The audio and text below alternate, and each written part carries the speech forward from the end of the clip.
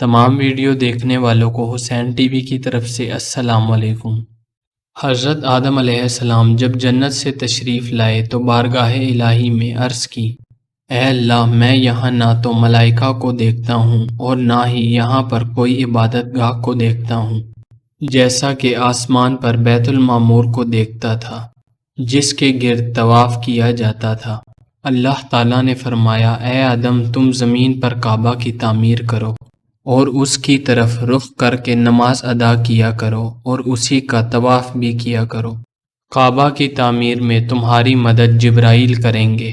حضرت جبرائیل علیہ السلام حضرت آدم علیہ السلام کے پاس آئے اور ان کو اس جگہ پر لے گئے جہاں آج کعبہ موجود ہے۔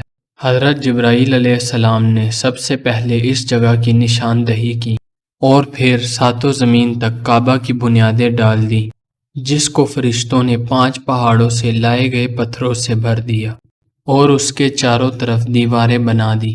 بعض روایات میں آتا ہے کہ حضرت جبرائیل علیہ السلام آسمان سے بیت المعمور اٹھا کر لے آئے اور اس 4 دیواری کے بیچ میں لا کر رکھ دیا۔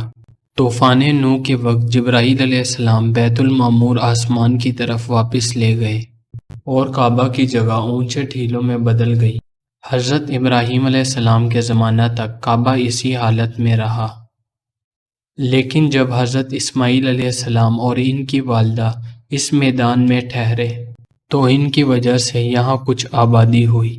جب ہاجرہ علیہ السلام کا انتقال ہوا تو اللہ تعالیٰ نے حضرت ابراہیم علیہ السلام کو حکم دیا کہ خانہ کعبہ کی تعمیر کرو۔ حضرت ابراہیم علیہ السلام نے حضرت اسماعیل علیہ السلام کے ساتھ خانہ کعبہ کی جگہ کھدائی کی تو بنیاد آدم علیہ السلام نمودار ہوئی اور پھر اسی مقام پر حضرت ابراہیم علیہ السلام نے تعمیر شروع کر دی۔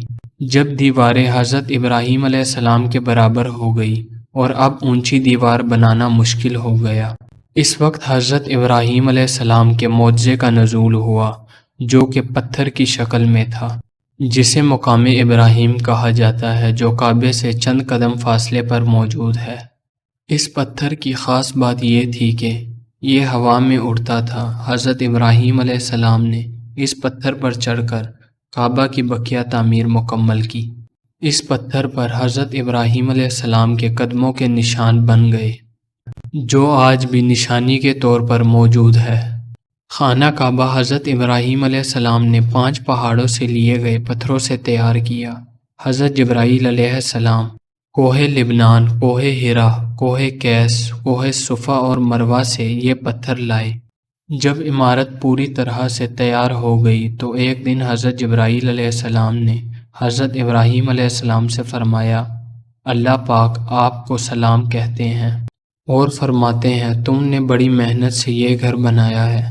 اے ابراہیم، لوگوں کو خانہ کعبہ آنے کی دعوت دو اور بلند آواز میں پکارو، میں تمہاری آواز ان تک پہنچا دوں گا۔ حضرت ابراہیم علیہ السلام نے ایک بلند پہاڑ پر چڑھ کر بلند آواز میں لوگوں سے فرمایا، اے لوگو، تم پر اللہ نے حج فرض کیا ہے، اس لیے تم کو خانہ کعبہ آنا ضروری ہے۔ خانہ کعبہ کی جنوب مشرقی دیوار میں ایک جنتی پتھر لگا ہوا ہے جسے حجرہ اسود کہا جاتا ہے۔